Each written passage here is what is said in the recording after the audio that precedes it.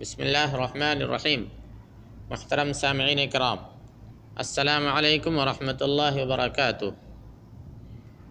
آپ نے اب تک اللہ پر ایمان لانے سے متعلق تفصیلی گفتگو سماعت فرمایا۔ اب ہم ایمان کا دوسرا رکن فرشتوں پر ایمان لانے سے متعلق تفصیلی گفتگو شروع کرنے جا رہے ہیں۔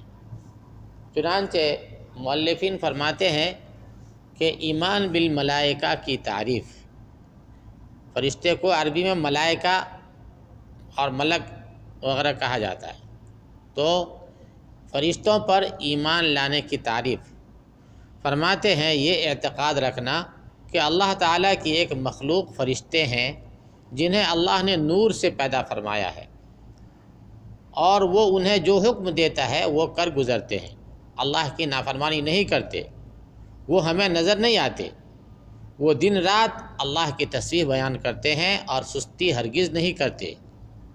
فرشتوں کی تعداد کا علم صرف اللہ کو ہی ہے۔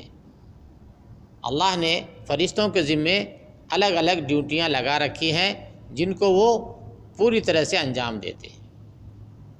اب مؤلفین دلیل دیتے ہیں کہ فرشتے کے وجود کی دلیل کیا ہے، تو اس کی دو آیت پاک پیش کرتے ہیں دلیل میں۔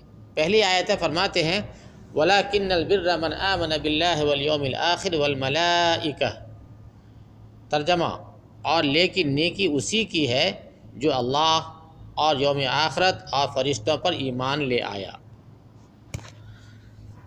اسی طرح سے دوسری آیت پیش فرماتے ہیں کہ كُلٌّ آمَنَ بِاللَّهِ وَمَلَائِكَتِهِ وَكُتُبِهِ وَرُسُلِهِ لَا نُفَرِّقُ بَيْنَ أَحَدٍ مِّن رُّسُلِهِ، کہ یہ سب اللہ کے فرشتوں پر، اللہ کی کتابوں پر، اللہ کے رسولوں پر ایمان لائے، ہم اللہ کے رسولوں میں سے کسی کے درمیان تفریق نہیں کرتے۔ تو ان دونوں آیتوں میں ملائکہ کا ذکر آیا ہے۔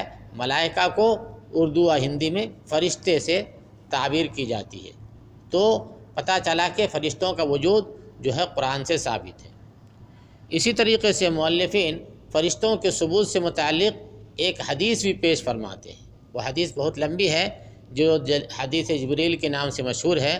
اس کا ایک حصہ ہے کہ جب حضرت جبرائیل علیہ السلام نے رسول اللہ صلی اللہ علیہ وسلم سے دریافت کیا کہ مجھے ایمان کے بارے میں بتلائیے، تو آپ صلی اللہ علیہ وسلم نے ارشاد فرمایا ان تؤمن باللہ وملائکتہ وکتبہ ورسلہ والیوم الآخر وان تؤمن بالقدر خیرہ وشرہ، کہ تو اللہ تعالیٰ اور اس کے فرشتوں پر اور اس کی کتابوں پر اور اس کے رسولوں پر اور آخرت کے دن پر ایمان لائے، اور اچھی بری تقدیر پر بھی ایمان لائے۔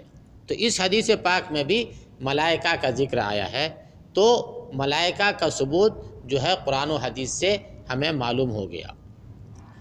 اب جو ہے مؤلفین فرماتے ہیں کہ فرشتوں پر ایمان لانے کا دین میں مرتبہ کیا ہے، دین میں اس کا حکم کیا ہے۔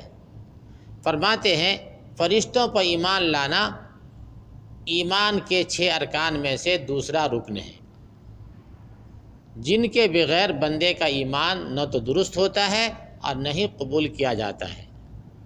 کہ فرشتوں پر ایمان لانا ہمارے لیے ایک دم لازمی اور ضروری ہے، چاہے ہم انہیں نہ دیکھیں، چاہے وہ ہمیں نظر نہ آئے، لیکن فرشتوں کو ماننا ہمارے لیے ایک دم لازمی اور ضروری ہے۔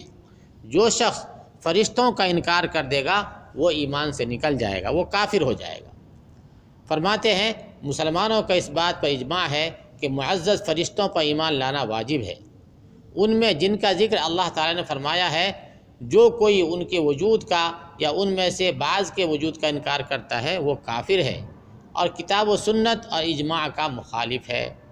جیسا کہ اللہ تعالیٰ فرماتے ہیں وَمَن يَكْفُرْ بِاللَّهِ وَمَلَائِكَتِهِ وَكُتُبِهِ وَرُسُلِهِ وَالْيَوْمِ الْآخِرِ فَقَدْ ضَلَّ ضَلَالًا بَعِيدًا، کہ جو شخص اللہ تعالیٰ سے اور اللہ کے فرشتوں سے اور اللہ کی کتابوں سے اور اس کے رسولوں سے اور قیامت کے دن سے کفر کرے تو وہ بہت بڑی دور کی گمراہی میں جا پڑا۔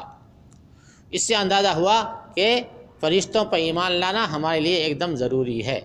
جو شخص فرشتوں کا پہ ایمان نہیں لائے گا یا کسی بھی فرشتے کا انکار کرے گا تو وہ کافر ہو جائے گا۔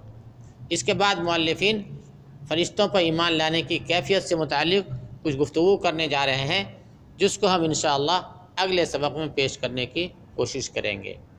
وآخر دعوانا ان الحمد للہ رب العالمین۔